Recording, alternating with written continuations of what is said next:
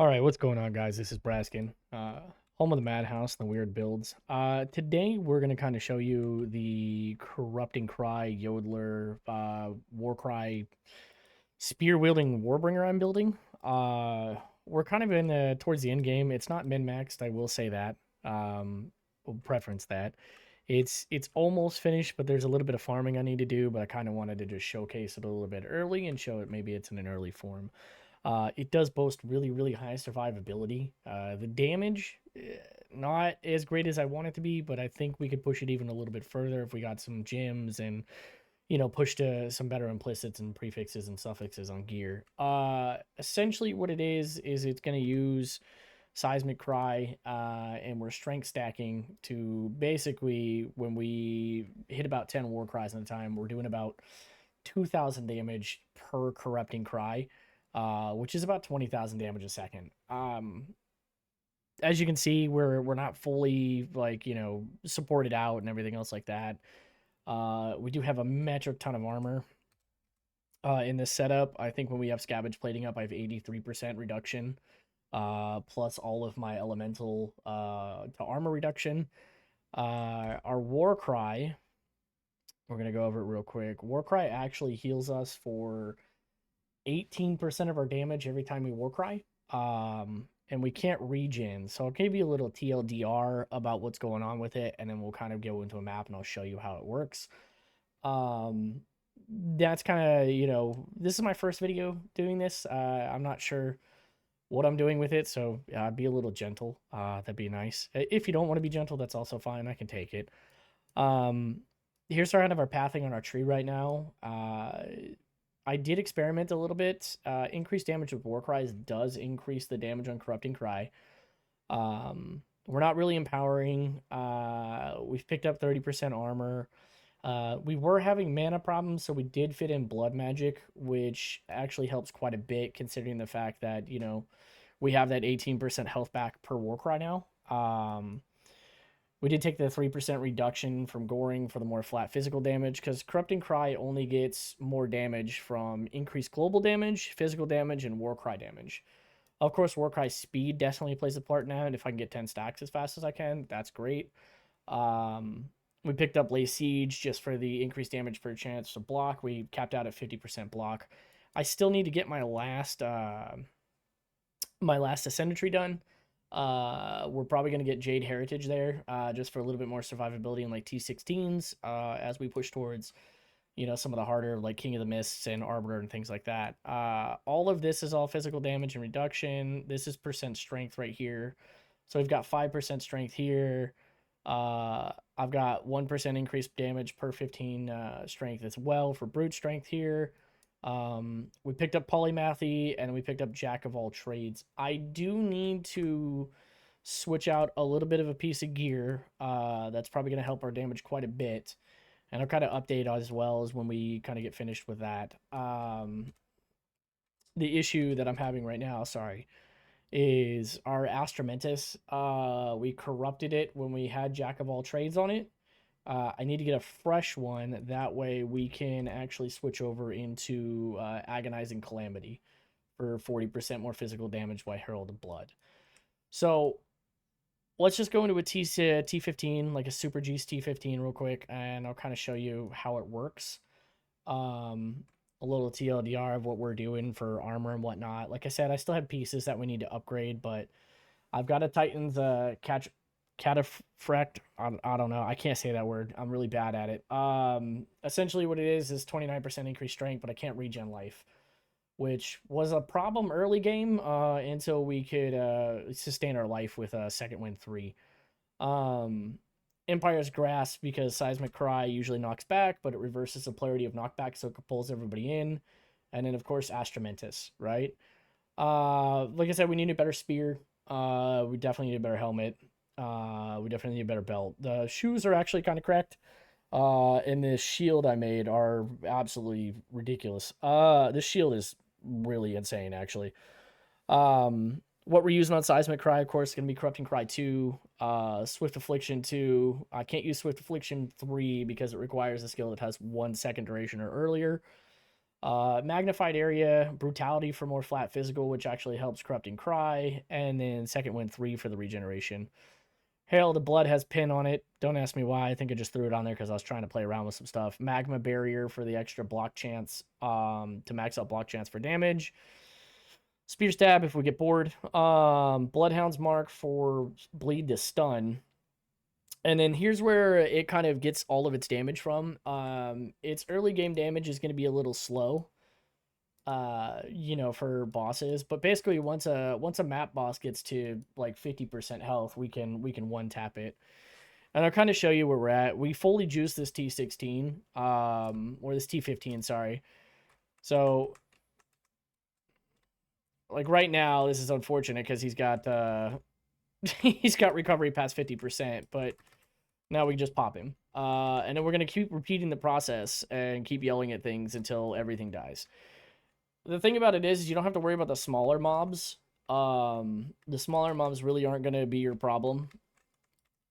You can pop the rares pretty quickly as well with the damage over time. Like I did say, though, Herald of Blood pops. It does take a little bit away from Warbringer, just for the fact that you you can't get the body explosions because Herald of Blood is taking over. But Herald of Blood is definitely kind of the showcase in this for having at least a decent single target time. That is kind of where we're at on it. We'll kind of go through this map and I'll explain a little bit more of the theory on it. There's a PoE creator by the name of Pox, who in 0.1 had this Infernal Cry build. And I'll shout him out in the video as well, because credits due where credits due. I kind of wanted to see if we could do a Seismic Cry version of it, and it really kind of worked out better than I thought it would. Right now we're getting temp chains to death, which is great, but as you can see, the survivability of this build is actually kind of silly. I can sit inside packs and not worry about anything quite frequently. And that's kind of what we wanted. We wanted a build that had the ability to kind of just, I don't know, what's the word? Kind of turn your brain off a little bit and kind of run it. I won't do the ritual just because I just kind of want to give this map boss and show you guys what I was talking about. We'll run through this map real fast. But like I said, there's a couple things missing on it still. Like I do need to switch over the Astramentus. And of course, down below I'll put the POB and so everybody has the build and whatnot. I'm lost right now. This is terrible. I wonder if we can just sprint to the boss.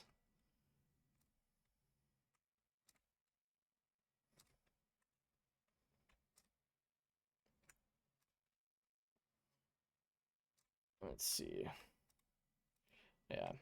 My thing is like after I work all day, and I like the combo system for the game and whatnot. And I know I'm kind of rambling, but so we can get to this little boss over here.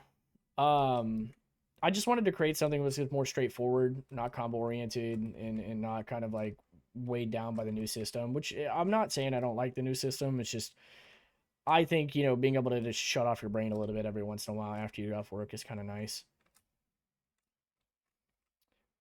We did take break armor in the Warbringer, so we could basically have like full uptime on Scabbage plating for more defenses. So basically how it works is when we get to a boss, Scabbage plating or Infernal Cry has Battered Shout on it, which Battered Shout lets me basically consume the broken armor, and then we can keep repeating the process. That way we can oh, this is gonna be gross. Here you go. Here's a good showcase for you. Yeah, see, this is kind of our bread and butter right here. It's just mass AoE and then having bodies explode all over the place. I'm having a lot of fun with the build. Like I said, there's definitely little spots in it that we could improve. It's definitely not min-max to its full potential yet, but I am looking forward to getting it there. I just have to have the time after work. which is most of our issue, is just you know, time constraints. I know there's a mouse in this map. Here. Yeah, the sustainability on this build is just unreal. Like, I'm slow with temp chains right now, and I'm perfectly fine. One of the other things I did want to say is if you don't want to use scavenge plating, time of need is actually pretty good in here for getting rid of curses and like debuffs on you, as well as like a little bit of utility health back. That's always going to be super, super nice. Oh, I've fallen and I can't get up. Someone call AARP. There we go. We're cool. All right.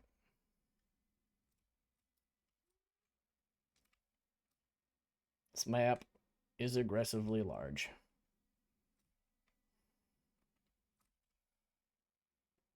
Boo, boo, doo, boo.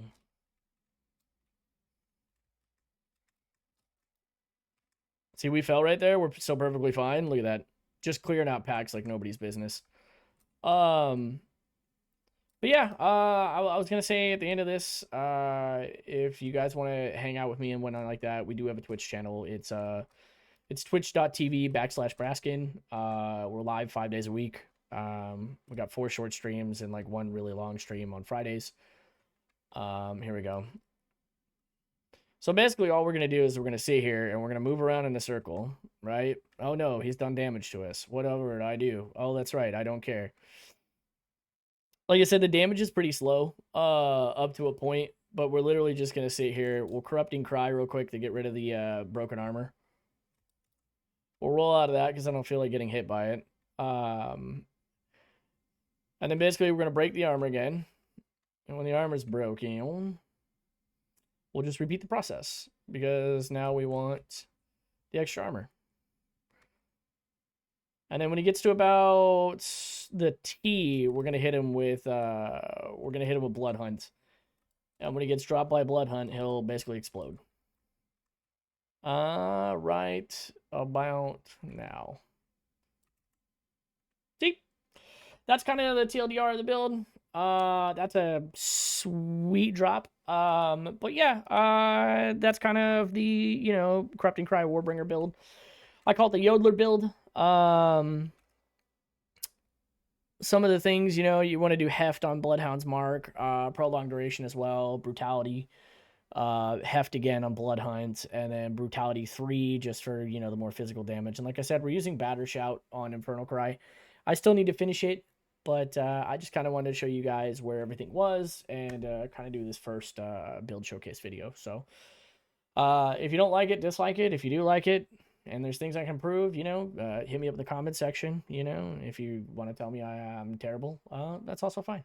So much love. Again, I'm Braskin from the Madhouse, twitch.tv/Braskin.